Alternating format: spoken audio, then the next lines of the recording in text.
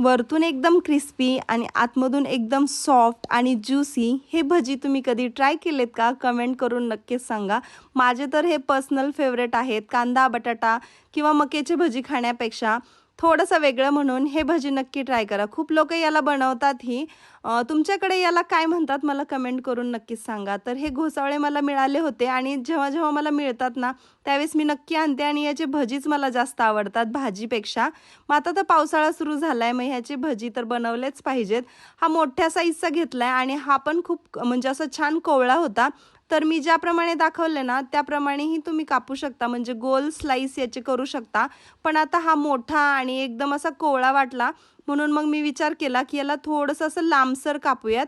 म्हणून मी अशा प्रकारे याला कापून घेतले आणि कापताना ना, खूप जास्त जाडही नाही कापायचं आणि खूप एकदम पातळही नाही कापायचं. पातळ जर कापलं तर त्याचा जो ज्यूस आहे म्हणजे आतला, तर तो राहत नाही. कारण तेलात टाकलं ना, मग नंतर ते ज्यूस बाहेर पडतो.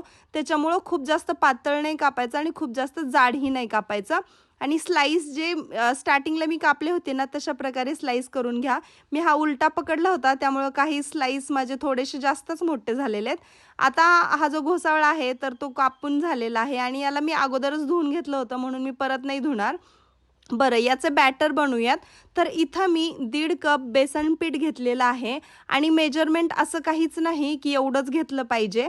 तुम्ही कमी जास्तही करू शकता. त्यात मी 2 चमचे तांदळाचं पीठ घातलंय. इथं अर्धा चमचा ओवा घेतलाय. ओवा हातावरती असा कुस्करून घालते याच्यामध्ये आणि जिरी आहे ना, तर ती पण तुम्ही कुस्करून घालू शकता. मी इथं अख्खीच जिरे घातले. जर तुम्हाला पावडर घालायची असेल जिरा पावडर, तर तेही घालू शकता. चवीनुसार मीठ आणि हळद घालून घ्यायची. लाल मिरचीची पूड घातली आहे आणि ही लाल मिरचीचीच पूड आहे, फक्त घरी बनवलेली. ती जरा थोडीशी स्पायसी आहे म्हणून मी घातली आहे.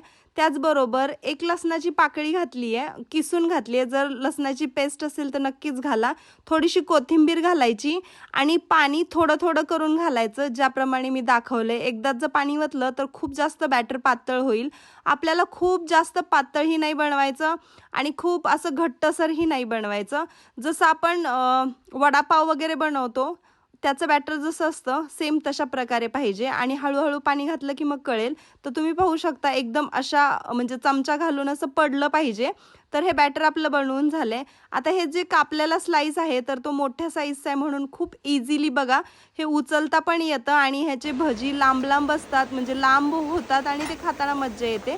म्हणून मी अशा प्रकारे शक्यतो कापून याची भजी बनवते. तर इथं तेल तापलेलं होतं, छान याच्यामध्ये सोडून घेतलं आणि एका साईडनी छान लालसर होईपर्यंत याला असं तळून घ्यायचं आणि नंतर पलटी करायचं. तर पलटी करताना हा जो पॅन होता त्यामुळं मग मी इथं अशा प्रकारे चिमट्याने याला पलटी करते आहे. तर तुम्ही अशी मोठी कढई घेतली तर तुम्ही साऱ्याही याच्यामध्ये घालू शकता. बरं, हे छान एकदम फ्राय झालेले आहेत. तर मी हे सगळे घोसावळ्याची भजी बनवून घेते.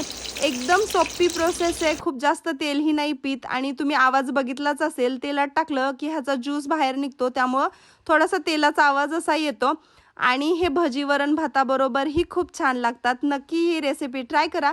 रेसिपी कशी वाटली कमेंट करून सांगा. जर रेसिपी आवडली तर लाईक, शेअर आणि सबस्क्राईब करा. काय विसरू